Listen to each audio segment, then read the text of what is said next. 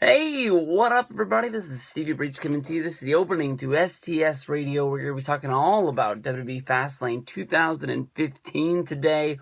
I can honestly say that I'm not feeling 100% today, but today, knowing that we were going to be cranking out the videos, talking all about all the ins and outs and all the matches of Fastlane, I ate chicken noodle soup for breakfast this morning. So basically, my throat's going to be feeling a little bit better. And hopefully we won't run out of gas by the end of it.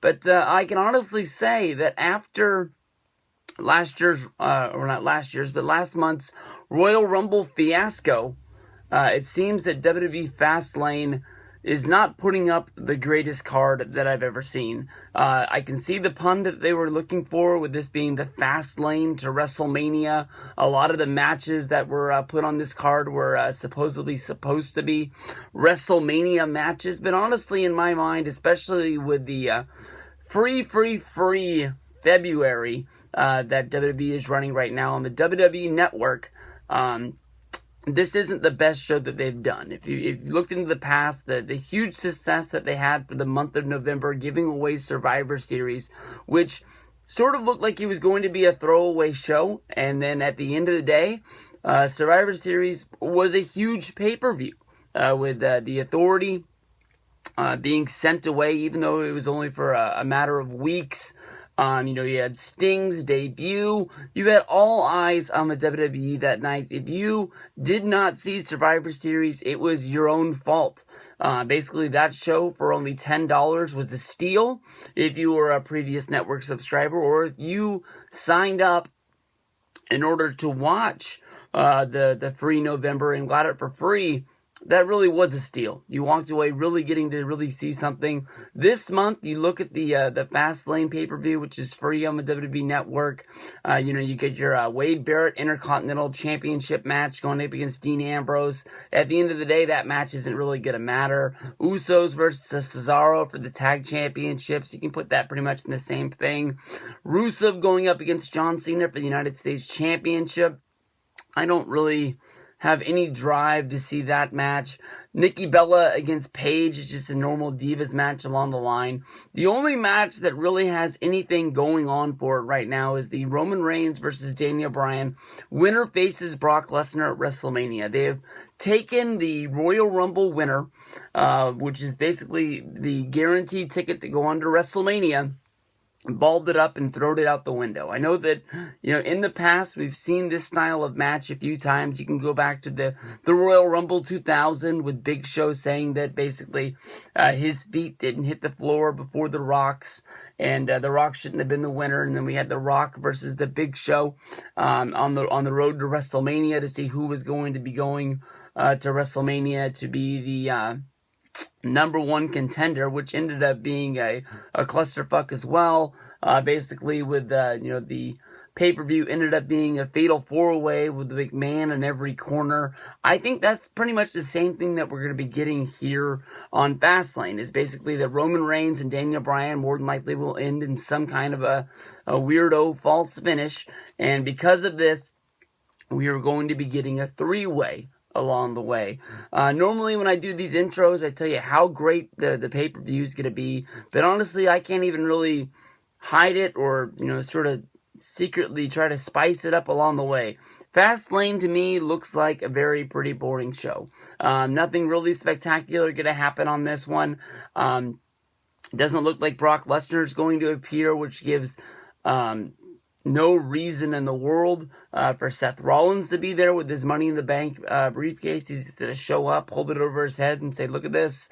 I'm the guy who could cash in if this guy would ever show up and be a part of the show. So my prediction of Seth Rollins going into WrestleMania 31 as the champion looks like I'm not going to have any time for that to happen, because I don't really see anybody cashing in on Brock Lesnar, especially when Brock Lesnar is going to be tied up into another match on Monday Night Raw or SmackDown or any house shows basically along the way. But we'll use this as the opener, and we'll roll on, and we'll count down these matches. We'll talk about the ins and outs, and we'll get on with the next match.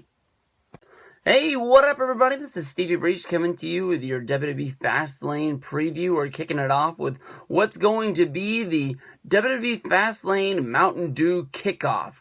They're basically going to be using talking on this segment. It seems that they don't have enough matches to really spill over into the pre-show. I know that there's a few matches that haven't been named yet. Maybe Goldust going up against Stardust since they just blew up on Monday Night Raw. Maybe you see the Ascension going up against the Primetime Players if they don't waste that match on SmackDown this week. But it seems that they're going to be going with Miz TV as the opener. You know, in the past few months, we've seen Miz TV used. We've seen the Peep Show used, bringing back, competitors and trying to tie them into what's going down with the show that night. And honestly, Miz bringing Paul Heyman on to Miz TV gives Paul Heyman an opportunity to hold the microphone and be there. But honestly, Paul Heyman being a part of the pre-show panel was always really good for me. Paul Heyman being able to talk about any match that he deems fit. So many times when we've seen him do these pre-show to the pay-per-view, we've seen him just, blow a match out of the water. The match that nobody really cared about. And he gets under the skin and just basically saying whatever he needs to. If you go back to the Dean Ambrose versus Bray Wyatt match, I can't remember which one it was, but he was a part of the pre-show panel. And he basically broke down everything that Bray Wyatt had said in his promos. And basically said, if you don't care about this match, you have not been watching WWE television. This is the hottest match that is going on. I think that more than likely that was probably the December TLC pay-per-view due to the fact that that was the main event of the night, and I think a lot of people were sort of groaning that that match didn't deserve to be in the main event for the reason that nobody really cared about. That's exactly what I was saying. The one reason why I really liked the fact that Paul Heyman was on the pre-show for the WWE Network was the fact that he got to sit at the desk and watch the entire show where they kept them out there. And if you go back and you check out after the John Cena matches at Hell in a Cell, at TLC, when he was first one where he was given a shot in order to fight Brock Lesnar, but because Brock Lesnar didn't show up at Survivor Series or TLC, the match was pushed back to the Royal Rumble. And with that match being at the Royal Rumble, Seth Rollins came in and said that he wanted to take John Cena's number one contendership. So they had a tables match at TLC.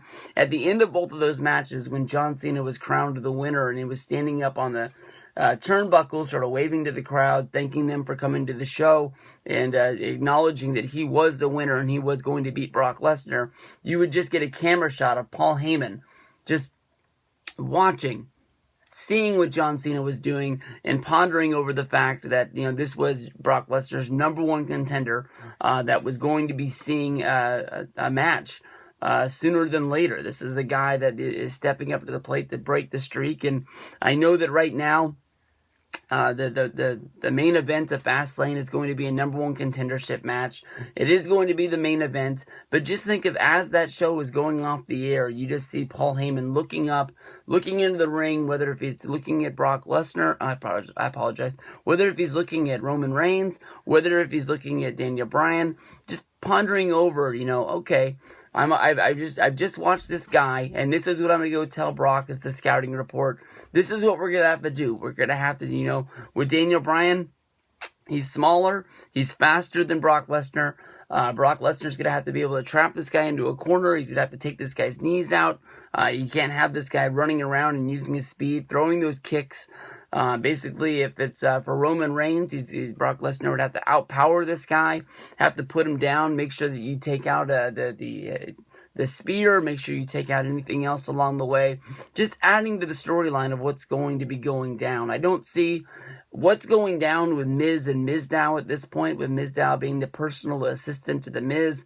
Definitely he will be ringside for this one, being some part of this whole skit, but seeing how Miz and Mizdow officially haven't had the real big blow up means that more than likely Miz versus Mizdow is going to be a WrestleMania match, which really scares me off. I was hoping that maybe Fastlane would be used for Miz versus Mizdow. Win, lose, or draw between that match, Miz would be moving on to something better along the way.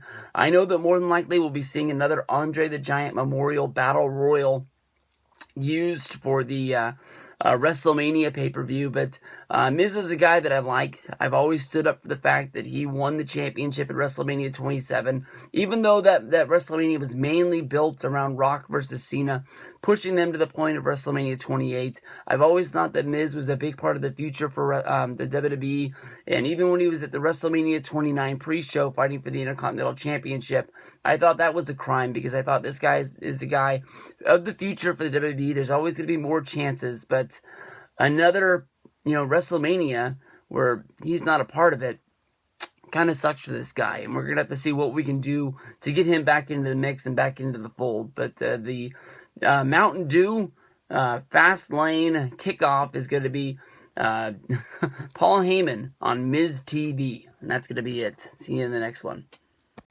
Alright everybody, the first real match of the WWE Fastlane 2015 full show preview coming at you here. It's going to be the WWE Tag Team Championships being up on the line between the Usos going up against the Masters of the Universe, Cesaro and Tyson Kidd.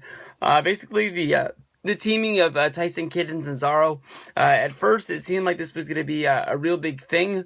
The first time they paired up, the internet and Twitter just went ballistic crazy about how great this team actually could be. I think a lot of people out there are actually wanting Cesaro to actually break through and really find some singles fame in the WWE, but as long as he can, keep himself in matches on Monday Night Raw and house shows, he's always going to be in the eye of the people that make the decisions. And someday somebody's going to wake up down there. Tyson Kidd's another guy with a whole lot of talent. I thought that honestly, when he went down to developmental and he went and he helped out NXT, he went down there and he had a series of matches against Adrian Neville, Tyler Breeze, Sami Zayn. He was a big focal point of what they had going on down there, and he still sporadically does matches on the show here and there. I really thought that when he came back up to the main roster, like what Triple H said, he was going to be shot right into that main event picture, and here he is in a tag team match on a show that nobody really cares about. When you look and see what's going down with this, basically we've seen the Usos. The Usos have been able to have matches against Kidd and Cesaro and basically not been able to come up with any sort of success in these matches.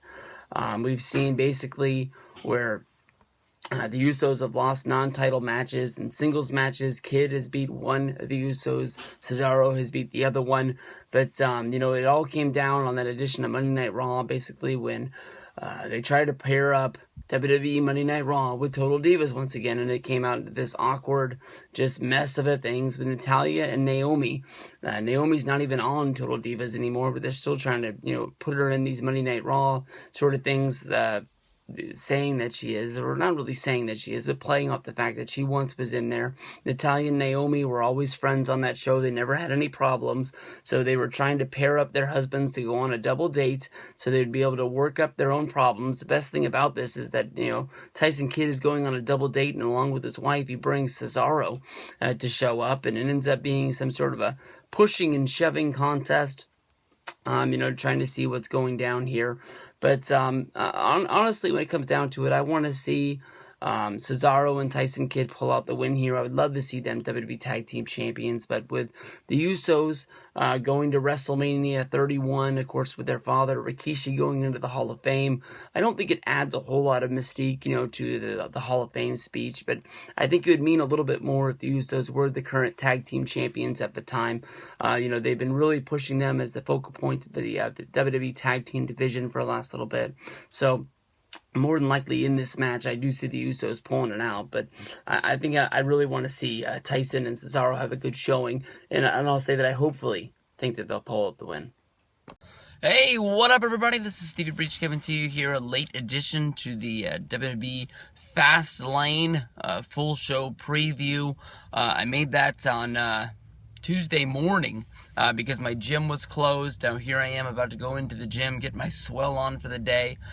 Tonight on SmackDown, there will be an announced match added to the WWE Fastlane pay-per-view, which will be Goldust versus Stardust, one-on-one. They're going to be going at it, and brother versus brother, tag team partners thrown out the window. They're going to be fighting for the legacy of the Rhodes family. Dusty showed up on Monday Night Raw trying to, make these guys, come onto the same page. They went out there and they wrestled a match against Kofi Kingston and Xavier Woods, A New Day. They weren't able to pull out the victory, and Cody Rhodes took exception to that, hitting Goldust with the Crossroads, laying him out. And from there, now we move on to Fastlane, and when these two guys go at it. Honestly, in my opinion, this is a match that Goldust and Cody Rhodes have been pushing for since WrestleMania 27. Goldust really wanted to go out having a match against his brother. I know that if you go through the Royal Rumbles, these guys, however, it happened, they would make sure that they would face off. This year, they were they weren't the strongest tag team. I mean, they had lost some matches. They were probably getting some aggression out, but you could see Cody going after Goldust in the match, and then you also see in some past Rumbles, the one in Phoenix, I think they mixed it up. And I think there was one where Goldust came back as a surprise. I think they've fought in 3 different Royal Rumbles because they're just trying to get that in, because they've been pushing for this match so much, trying to show maybe if we can get some magic going in a Rumble, maybe they'll listen. But it was actually Vince McMahon who's put the kibosh on this match, basically saying that it was a match that people didn't want to see. If you think about Cody Rhodes, they were trying to get this match on WrestleMania 27. The match that Cody Rhodes had against Rey Mysterio that year was great. And, if I go back and I think about, WrestleMania 26, when Cody Rhodes wrestled in that three-way, I said Cody Rhodes had to get the win in that match, because when you look at the Ted DiBiase, you look at Randy Orton, this guy, if he doesn't have this group, he's going to get left behind in the dust. Who would have known that here we are, years later, and Ted DiBiase sitting at home, and Cody's out there, I would say kicking some ass, but he's just not really what I thought he once was going to be. I mean, when Cody got fired for saying what he said about the Authority and not being able to beat Randy Orton on Monday Night Raw, basically, I thought that was going to be the start of Cody Rhodes going after the World Heavyweight Championship. I thought that was going to be a big-time push for him. Next thing you know, he's wrestling, great tag team matches with him and Goldust going up against the Shield, and then they take the titles. The Shield, goes off on their own direction, and they're sort of just left hanging out in this tag team division. Once they lose the titles, they fight for a little while, keep going, and then they start losing some matches. Next thing you know, Cody's leaving. He's putting on the Stardust paint, and they're, I don't know what the hell was going on with those early promos where it seemed like they were, high on cocaine and talking about the planets and things like that. That had no connection with me. If I watched it, I'd laugh, but I did not take them seriously at all with their little finger point, E.T. phone home. Somebody do it with me here. But we'll have to see what goes on at this match. Honestly, in my opinion, I'm thinking that this match is going to go to Mania. I don't think it's going to be a one-shot blow-off.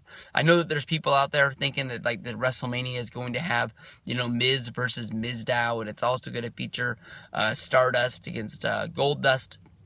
We'll have to see what goes on with that. I'm hoping that they find some way to blow off Mizdow and Miz, and it's not going to be featured into a match. I want to see Miz have something better than that, but we'll have to see what goes down from there. But at this Fastlane one, I'm guessing if this is going to be a sort of send-off for Goldust, I don't think it's going to be a one-shot deal. I think they're actually going to give him a program with his brother. Dusty will be featured in there, trying to get these boys to stop fighting. But I'm going to pick Goldust to win the first one, and then at WrestleMania, I'll pick Cody. And if they go one more time at Extreme Rules, where they have some sort of a stipulation on the line where, loser goes home or something like that, or, loser has to retire, I'll pick Cody again. So, the first battle of the war, I'll give Goldust a win, and he's the more experienced of the two, and it'll help progress the storyline, and then we'll see where we go from there from WrestleMania, and see if they get an Extreme Rules match as well. Look at those birds in the background. It's pretty cool. Alright, with this next match being Dean Ambrose going up against Wade Barrett, this is an example of a match at WWE Fastlane 2015 that I give no cares about. None at all. This is basically built up off of the WWE Snow Day, which was held after the Royal Rumble. They had a thing where basically Dean Ambrose walked his way to the WWE studios, and when he was walking through the offices and the halls, he said he found a hallway with pictures of all the Intercontinental Champions decorated up and down the wall. My only thoughts was about this whole, was it once you win the Intercontinental Championship, is your picture only on the wall one time, or is Wade Barrett's picture on the wall 5 times? Is it like a title like history where it just like passes the title back and forth? You would just get your title, you get your picture up on the wall right after the other, or is it just just one time shrines you in there and that's it? But basically, Dean Ambrose said that he wanted to get his picture onto the wall, so he sort of put his sights on winning that Intercontinental Championship, going after Wade Barrett. We saw these guys have a non-title match on Monday Night Raw almost a month ago, back in January. And at that point, basically, we saw it looked like Wade Barrett was picking up a win when he picked up Dean Ambrose for the wasteland maneuver. And at that point, right before it was about to go down, Dean Ambrose was able to put Dirty Deeds on and was able to snare in a victory and be able to get a non-title win over Bray Wyatt. It seems to be that's the way that almost anybody gets a title shot on a pay-per-view, is getting a non-title win on a Monday Night Raw. Sort of like, well, I beat you once, I can beat you again. In my mind, whenever one of those guys goes out there, I'm not looking for the Crash Holly 24/7 rule where you can pin a guy sleeping in his hotel room. But anytime you wrestle on Raw or SmackDown, hell, even on a live show, that title should be on the line. You should always be defending your championship unless it's in some sort of a tag match or something like that. And maybe that's how you can pull off a victory. But, so many times I guess I just wasn't paying attention, and I've been fooled by non-title victories on Raw, thinking that somebody just won it and it was a bigger moment than it actually was. Everybody knows about Dean Ambrose's win-loss record on pay-per-views.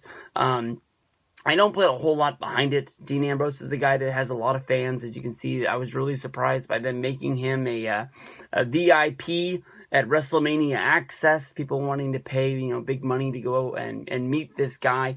I haven't seen his tickets selling at a big premium price to meet him. So it seems like the people that wanted to meet him bought tickets, and his tickets aren't really selling like a Hulk Hogan or a Sting or a John Cena, where people are just ridiculous at the point of trying to get these. But Dean Ambrose more than likely is going to lose this match. I don't see him as the Intercontinental Champion. There's a lot of people who liked his sketch comedy that was going down. I know that they were, giving congratulations to their partner over at WWE.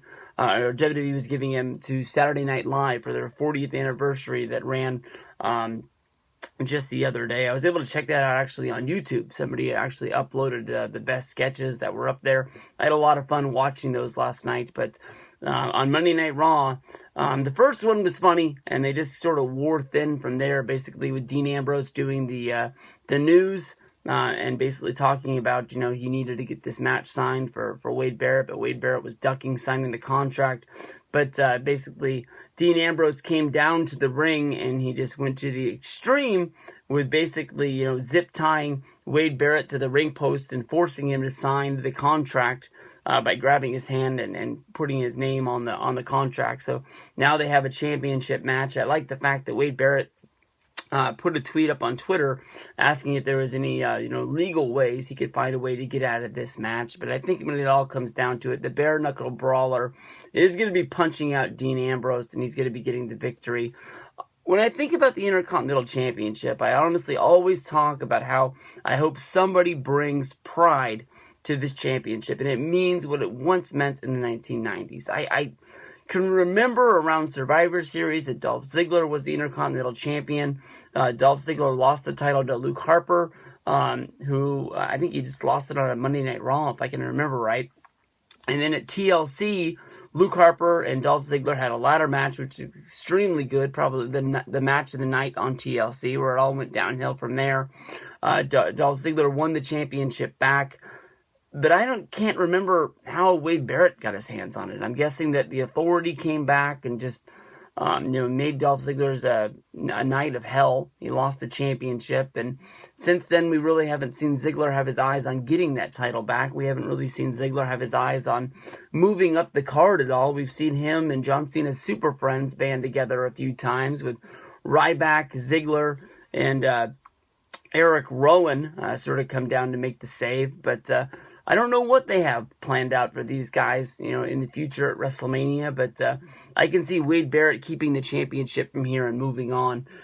So that'll do it for this one. I actually went a lot longer than I thought I was going to, because this is the match that I just, honestly, like I said, it just seems like they've had this planned out for over a month since the Royal Rumble, that this was where they were going to go. And besides the storyline of Wade Barrett constantly giving Ambrose the championship shot, they really haven't had a storyline at all. Ambrose should have been going out there and making sure he made Wade Barrett's life a living hell week in and week out, to the point where Wade Barrett just said, forget this. I'm going to beat this guy up at Fastlane, and then I'm going to just make it where he's not in my life anymore. Hey, what up, everybody? This is Stevie Breach coming to you on a late Saturday night. We're winding down. I'm sitting here watching Mr. Perfect versus the Big Boss Man from WrestleMania 7. I got to knock out the last match preview for WWE Fastlane 2015.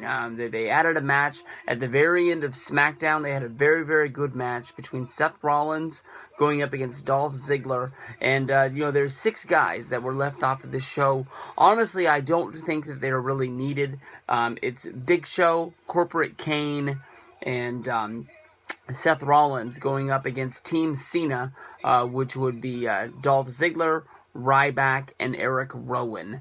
Honestly, in my mind, not having Seth Rollins and not having Dolph Ziggler on the card, maybe in some sort of a one-on-one match, that definitely would have added a great deal of great wrestling to the show, but sort of burying these guys and keeping them kept into this 6-man match doesn't really make a whole lot of sense to me. Having guys like Rollins, to me, is sort of like a wild card, because he's not really needed into the main event picture, because he has the Money in the Bank briefcase. He's not the #1 contender, but these 3 guys really should have been kept off of the card for the one reason of them interfering in Bryan versus Roman Reigns to see who the #1 contender to go up against Brock Lesnar to be.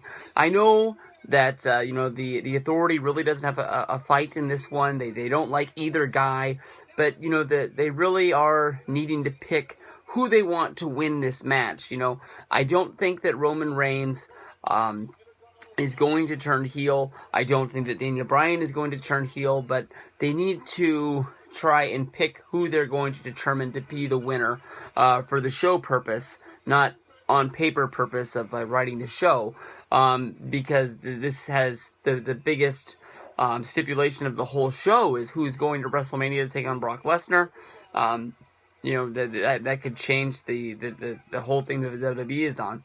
When you look at what happened at Survivor Series, Roman Reigns was sort of given a clean slate because at that time he was injured, wasn't he, at Survivor Series? Because he came back the next month at TLC. My memory could be a little bit mixed up. It could be a little bit screwy. But, he could have been lumped in with all of those guys that Triple H and Stephanie fired, but he wasn't on that card. If he was on that card, more than likely he would have been featured on that team, and Eric Rowan probably wouldn't be featured in this match because he would have been off on some other different storyline that was going on. I don't know about this match. I mean, that's what I would have saved them for. I definitely would have had Corporate Kane. I definitely would have had Big Show. I wish and Rollins. Rollins, he has the Money in the Bank. He's not the #1 contender, but he needs to be in that. He needs to be mixed up into that sort of talk, because you need to know, where they're going, and he needs to be involved in this.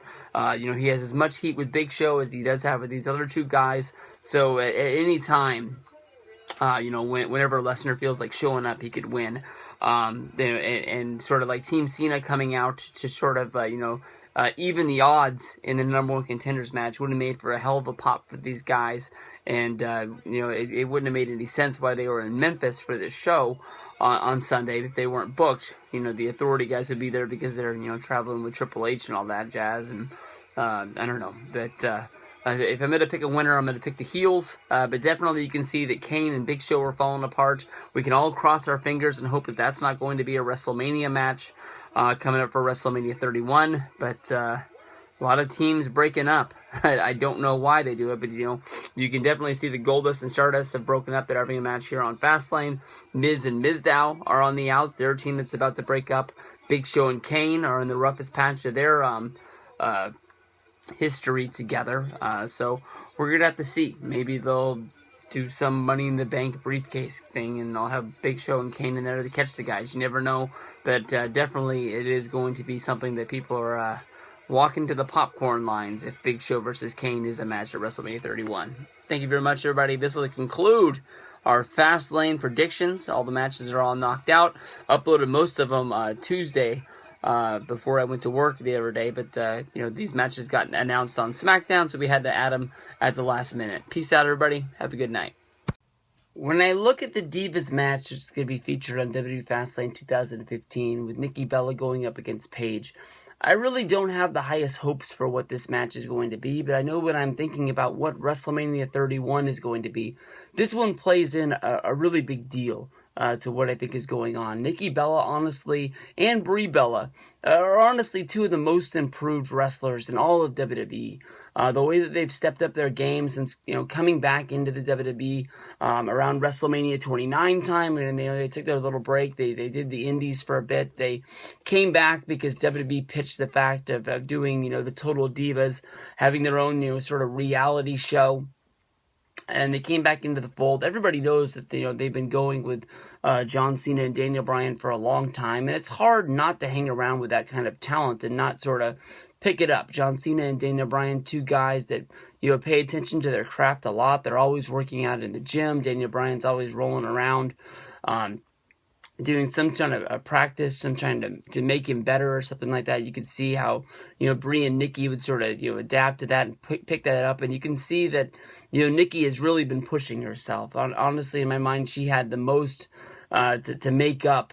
Brie wasn't great, but she was at least watchable, and Nikki is to the point now where she's one of the most entertaining divas that they have on the roster. Her going up against Paige in a one-on-one match on WrestleMania 31, if they were to be able to pull this off as a rematch, or either one of these girls, whoever would win the Divas Championship, going up against AJ Lee, if she comes back into the picture, would be a great WrestleMania match as well. Or I don't know, I don't really want to see that Divas battle. It wasn't a battle royal, because the Andre the Giant thing was a battle royal. It was like a throw all the girls in the ring, and whoever got the first pin got the win. If I remember right, it didn't really make any sense, because Tamina and AJ were sort of pals at that time, and it seemed like Tamina would do anything. She really didn't have her eyes on being the champion. She was sort of just good with having AJ's back and being a part of that team. And why AJ just didn't find a corner to slap some sort of a submission hold or put a pin on Tamina and get the win that way just didn't make any sense. I know I'm not excited about the Divas having a one-on-one match, but if they did, this is the triangle of girls that I would want to see. Hell, maybe they can find a way where Paige and AJ get back on the same page, and maybe they just do a tag match so Brie and Nikki can both have a match. But that is the triangle or the square of people that are going to be involved. The Nikki versus Paige storyline. I don't know. People seemed to really enjoy last night when the Bellas stole Paige's ring gear. I don't know if she was getting out of the shower and that's why she didn't have any clothes but a towel. But she seemed to outsmart them by going to the rosebuds and taking the sort of dress from one of the girls, coming down there and being able to still get into the ring. It was impressive for Paige. I think that she's one of the girls that honestly will do just about anything she's asked, as long as she can wrestle on the shows and show off how good she really is. In this match, I think I'm going to pick Nikki to continue on. She's had a real good run with the championship, and I think going into WrestleMania is sort of like a feather in her cap as to how good her comeback with Brie has been and how much they really have improved into what's going on. I don't know, like I said, just trying to figure out what they are going to do on the fast lane to WrestleMania. woo, getting it down and just seeing, are these girls going to be doing it as a rematch? Will AJ be worked into the fold? Are they going to do some sort of a match with AJ at one-on-one? Will they do a fatal 4-way? Will they do a tag match? Those are all things to come later on with WrestleMania 31 in the future. All right, here we are getting into that main event time already with John Cena going up against Rusev. The United States Championship is going to be on the line. We've seen Rusev come in to the WWE. He's been going at it for just over a year now, of course, with last year's Royal Rumble debut. Of course, he didn't really have his gimmick 100% yet. Lana didn't come down with him. He made a big, strong effort in the Rumble. He definitely was a big guy that came down in there. I don't even think he got that many eliminations, but just for the fact that he was able to hang out in the Rumble and show his force was a big, strong thing. And he was held off to the sidelines for a while. We kept on thinking that, maybe he's not there because they don't want him to be a part of, the Royal Rumble. Maybe he would come down in the Royal Rumble and be a surprise entrant into the Andre the Giant Battle Royal, giving him some sort of a big debut. He wasn't able to win the Rumble because he wasn't going to main event WrestleMania, but maybe he could be the guy to hold the statue for the first time. But then once he came in, it was closer to spring and summertime, I can remember. He came in immediately going after, Kofi Kingston, Xavier Woods, R-Truth.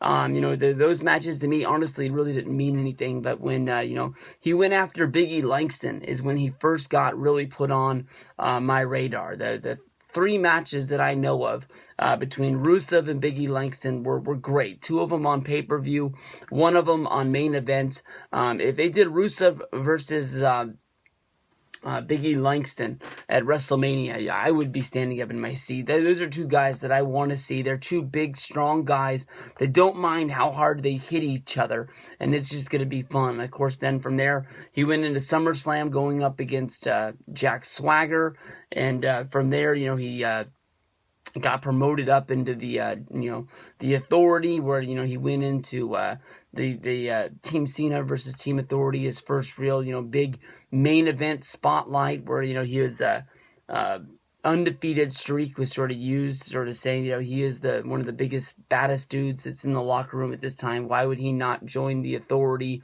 and get some strength behind him? A lot of people question the fact of Lana and Stephanie mixing it up in the back, and why they would do that and sort of take some of the steam away from Lana.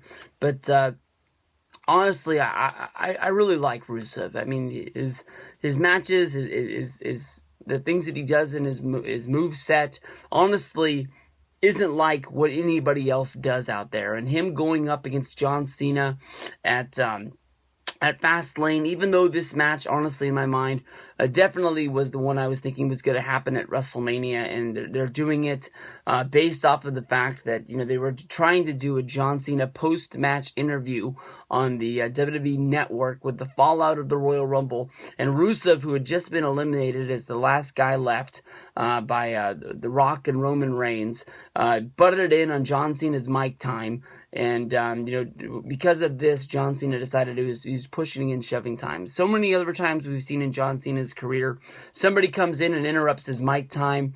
They might be showing him a little bit of disrespect, but Cena's able to laugh it off, seeing how he knows that Rusev is a young guy trying to make his way in the WWE, and he could say that he's been there and he's done that before.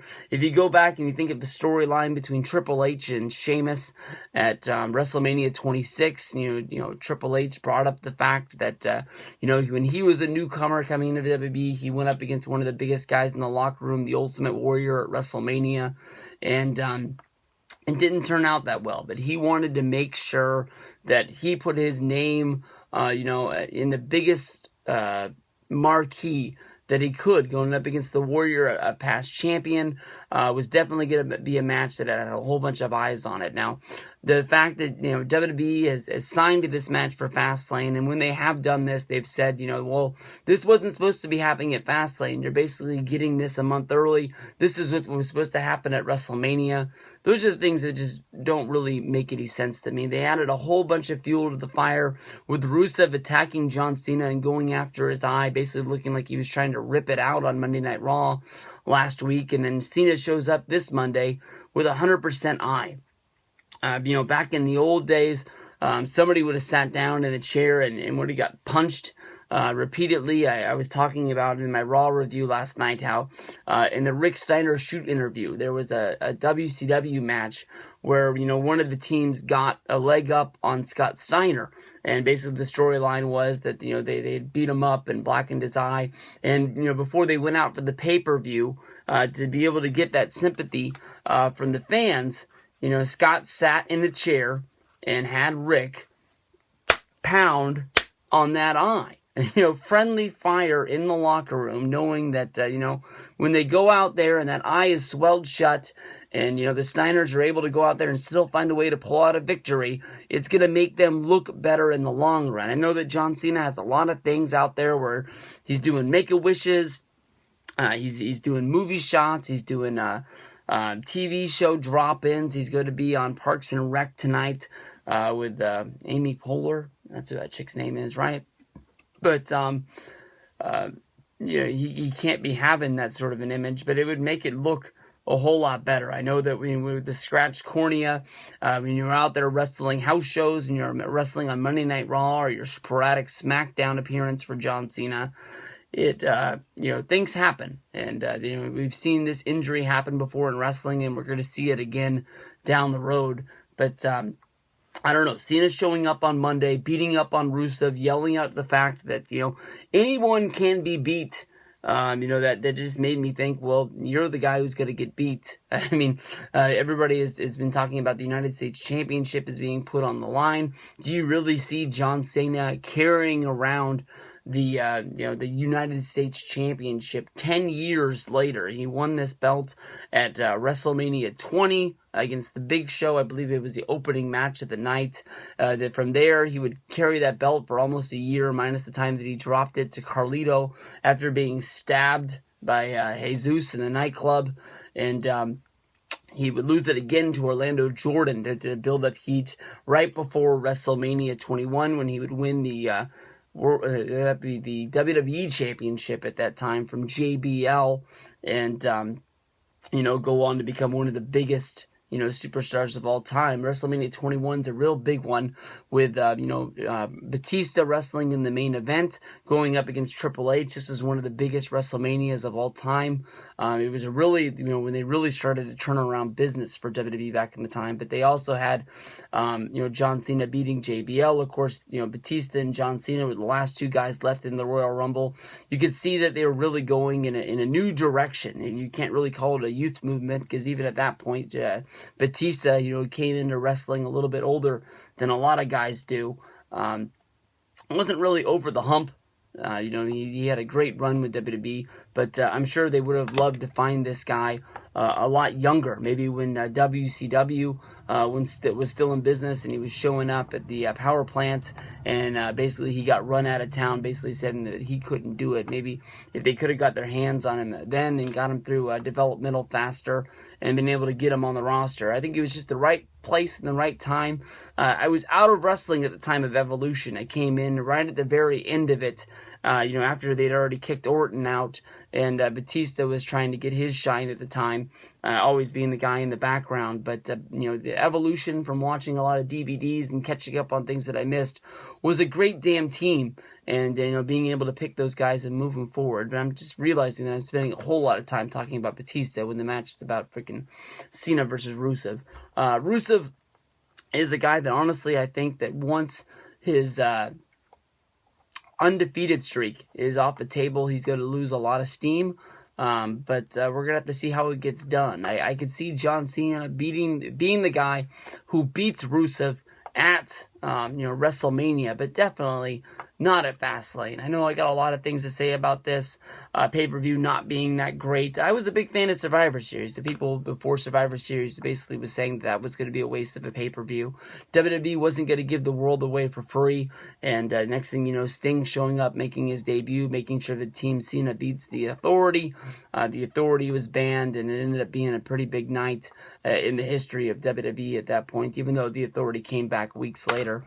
Now with the network again being free, and as many eyes as possible are going to be on the WWE network, with basically this network being almost a worldwide release now. Still waiting on Germany, still waiting on a little bit of the Middle East.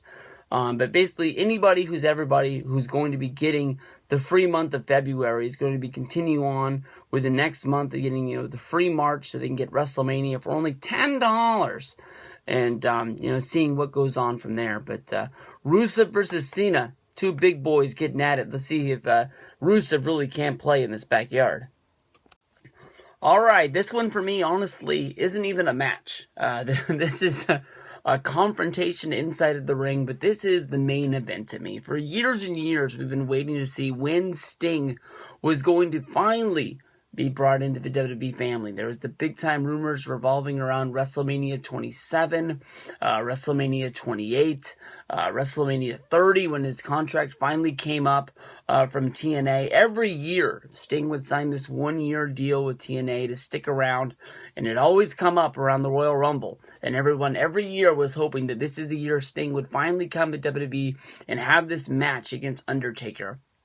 Last year, the rumors were swirling around Sting making an appearance on the Monday Night Raw after WrestleMania. He was already in town. He signed autographs and took pictures at WrestleCon, a very cool event last year in New Orleans. But Monday Night Raw came and left, and he was nowhere to be seen. And then the rumors kept on coming up that, Sting would appear at Extreme Rules. Sting would be a part of this. Sting would be a part of that. And nothing ever came to be before Sting finally showed up at WWE Comic-Con. And at that point, it was even said that Sting still didn't have a WWE contract, but he had made a deal with the video game company that he would be the main guy pushing the game this year. He would be involved in the commercial. It would be a big deal that this would be the first WWE video game to ever feature the likeness of Sting. People have always been really good at going into the creative wrestler and, sort of creating a Sting from the, past history. But this is one, he actually went to the people and he got scanned, and he's into the game for real. No more of the face paint is a little bit off. This is the real deal. Sting has finally come into it. And from there, we saw Sting, the video game commercial came and went. People kept on thinking that he would show his face. He would be a part of WWE television, whether if he was just a talking piece. People were trying to find anything for him, whether if he was going to be the GM of Monday Night Raw, which was something that a lot of people thought once that job came up, that he would be the guy, filling that role coming in. And even at that point, people thought that he would be the guy to step up to the plate and take on the Authority. Now, here, comes Survivor Series, the chance finally for the Authority to be removed. They were going up against Team Cena. It came down to the end. Seth Rollins going up against Dolph Ziggler. And all the cheating and everything, came to an end. Basically with Triple H getting in the ring, trying to make sure that, him and Stephanie McMahon, their jobs were saved. And out of the darkness came Sting with a big, huge debut. Basically, the people went ballistic. People went crazy. You could just see an eruption of the fans. I think that was, I can't remember where Survivor Series was. I know that my good buddy Victor was at that show. And you can see him, this big-time reaction. When Sting comes out, he was one of the fans that they got captured by the camera. And even sitting at home, I was like, damn, that is cool. The only problem that I had was that night I worked, so I came home and watched Survivor Series on the replay on the WWE Network in the on-demand section. And when you loaded up the WWE Network on Apple TV, there was a thing, don't miss Sting's debut at Survivor Series.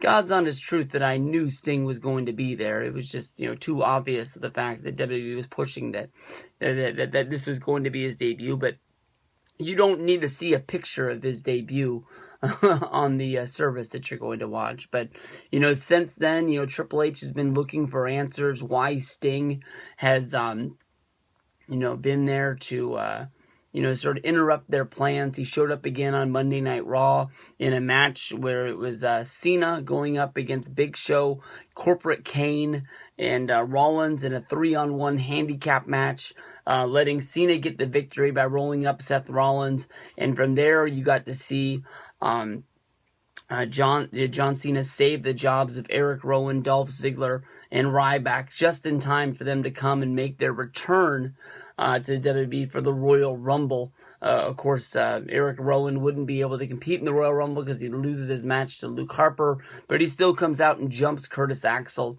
and then we get it from there. But in this, head-to-head meeting, we're finally going to figure out why Sting has come to WWE for so many years. You can tell by watching Monday Night Raw that this is a little bit more than just Triple H versus Sting. They're almost playing this off as the last WCW invasion, with Triple H coming out and saying that he's not going to let WCW beat him. He's making this more about, where Sting came from than, what Sting is doing. I know that you want to get that big payday by having Sting come to WWE. He's always that one guy that's never been a part of their picture. You could think of the stories of basically, what if, Vince McMahon had picked Sting over the Ultimate Warrior, and Sting would have came in, and it would have been Sting versus Warrior. Would Sting even have rose to those heights to have the big main event at WrestleMania 6? Would Sting have sort of, been a guy who flaunted around in the mid-card, making Hulk Hogan's long run in WWE last even longer? Would they have noticed who it was if Sting didn't have the guidance of, Ric Flair and Ricky Steamboat to push them? Would he have even, figured out how to get him to that point? A lot of people say that even when Sting rose to his first stardom in WCW and the NWA, when he beat Flair at the Clash of the Champions, that he was still, pretty green at that point and wasn't ready to take on the main event. I think Sting was great. He's not one of my favorite wrestlers. I like to go back and watch his matches, and I think that honestly, I really did. Sting wasn't even one of my favorite guys in the dying days of WCW, but I think that what really hurt him the most was him sticking around in TNA as long as he did, knowing that he was the guy that got them over one of the big mountains to get them onto cable television, and they were loyal to him and stuck with him as being their franchise, and they're a big piece of the puzzle there. But there was a lot of times in in TNA that he just didn't need to be there. I mean, it was hurting him to be there. He wasn't helping anymore. He wasn't delivering big matches. I know that the main event of the Bound for Glory in Philadelphia was Sting versus Hogan in a match that nobody really needed to see and nobody was really that ecstatic for.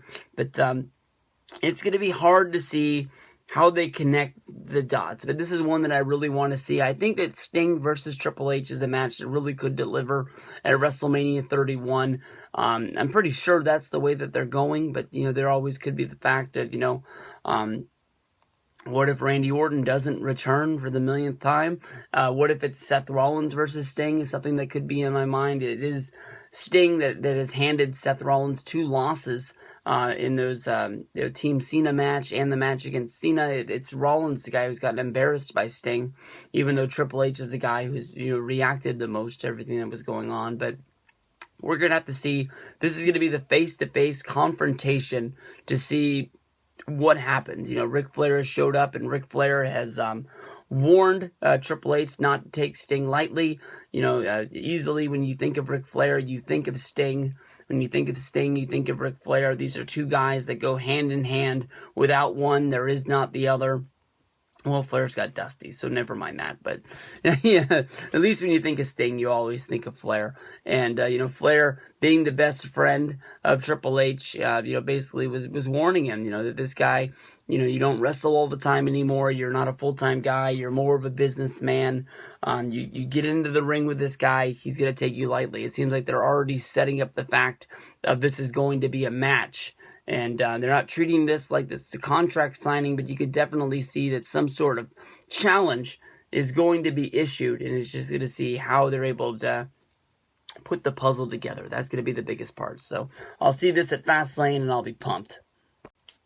All right, main event time here coming to you guys. This is going to be the big one. Roman Reigns, your 2015 Royal Rumble winner, going up against Daniel Bryan. The winner goes on to WrestleMania 31 to fight in the main event against Brock Lesnar for the WWE World Heavyweight Championship. This is all coming off of the big, I guess you can say, controversy that was the Royal Rumble this year. Basically, The Rock got into the ring before the match was over to come down and try and help Roman Reigns fight off Corporate Kane and the Big Show after they had jumped back into the ring after their elimination, only to find out that during their celebration, Rusev was hiding underneath the ring, and he had chosen a time to get back into the ring and try and surprise Roman Reigns with an attack. The Rock was also there. Of course, everybody knows the history between Rusev and The Rock, dating back to that surprise Monday Night Raw appearance, and some people still are really having their fingers crossed that we might see a Rusev versus The Rock match, with basically a storyline just starting up in a series of matches versus Rusev against John Cena. I think that The Rock is crossed off the list. Some people say he might be there as a part of the WrestleMania festivities, maybe being a guest host once again. I think you do that once, no need to ever do it again. But a little part of me is like, I know why The Rock was there on paper, to try and save Roman Reigns from getting the loud chorus of boos. I think they knew this was going to happen, so they put in a phone call to The Rock, trying to play off of this whole family ties between The Rock and Roman Reigns. If you love The Rock so much, you won't hate his cousin, Roman Reigns. That's basically what it was all about. But if The Rock is going to show up to Philadelphia just to see Roman Reigns win the Royal Rumble when he has a 1 in 30 chance of winning it, it wasn't a guarantee. Why would The Rock not be at WrestleMania when he has a 1 in 1 chance? Or a 1 in 2, I guess it would be. There were two guys in the match. Or even worse, if it's a three-way, which I think a lot of people are thinking what's going to be happening at the upcoming WrestleMania 31. Why would The Rock not show up to see Roman Reigns have a 1 in 3 shot of becoming the WWE World Heavyweight Champion? Because, The Rock is all about family. I think The Rock is all about that bottom line and that big bottom dollar. That Vince is going to write that check if he wants Rock showing up at there. But there's lots of stories at the Royal Rumble about The Rock being upset about the way things went down. Maybe he didn't know the way the crowd was going to react, and maybe he felt played. The WWE was trying to use him to save Roman. He's a big star inside and outside of wrestling, and he doesn't really need publicity of The Rock doing a surprise appearance, and then that same night, canceled WWE Network is trending. Loud chorus of boos playing in all of the news stories, playing about The Rock making his surprise Royal Rumble appearance, whether if it was on Hollywood Minute or Extra or any of those other daytime talk shows that people care too much about what's going on in the world of celebrities. But basically, Triple H came out on Monday Night Raw. He made a surprise match, which was going to be Daniel Bryan going up against Seth Rollins. If Daniel Bryan was able to get the win, he was going to be able to go on and fight Roman Reigns to find out who the true number one contender was going to be.